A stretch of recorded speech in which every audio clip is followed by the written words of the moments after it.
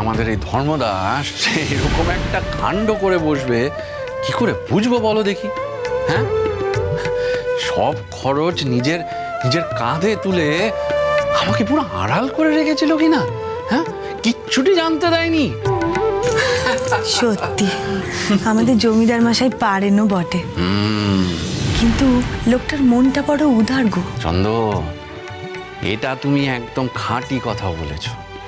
ওই মানুষটার দান ছিল বলেই না আজ সকল মানুষ নারায়ণের প্রসাদ পেল, কেউ বঞ্চিত হয়নি। আজকের দিনে ধর্মদাসের মতো জমিদার বিরল। আমাদের কথায় কত মানুষের আশীর্বাদ পেল বলো তো। ভগবান যাকে যা দেওয়ার সবটাই জুটিয়ে দেন। তা বটে, তা বটে। তবে ধর্মদাস আজ আমাদের পাশে না থাকলে তো এই অন্নপ্রাশনটা হতোই না।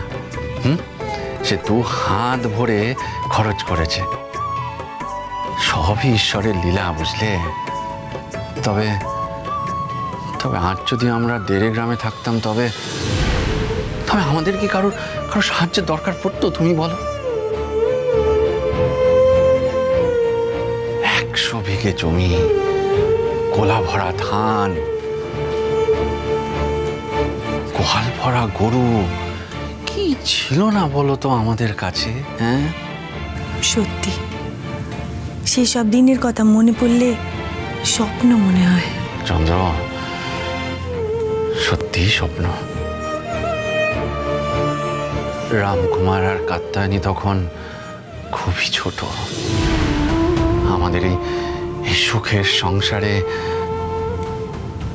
এলো সেই ভয়ঙ্কর দিন।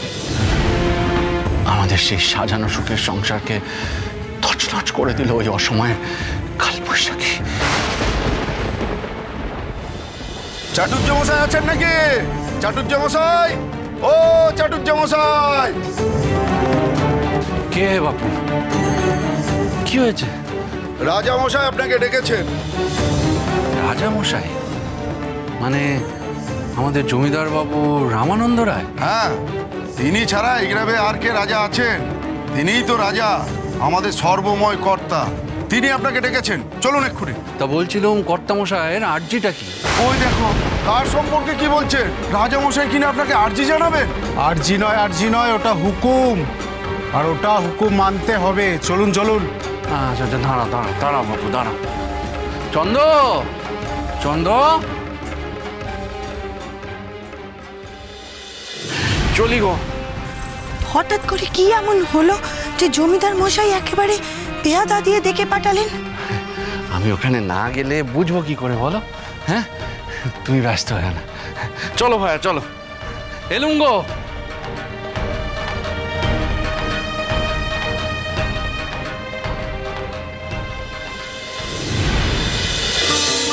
ভক্তির সাগর সোম থেকে রবি প্রতিদিন বিকেল 5:30টায় স্টার জলসায় ও ডিজনি প্লাস হটস্টারে।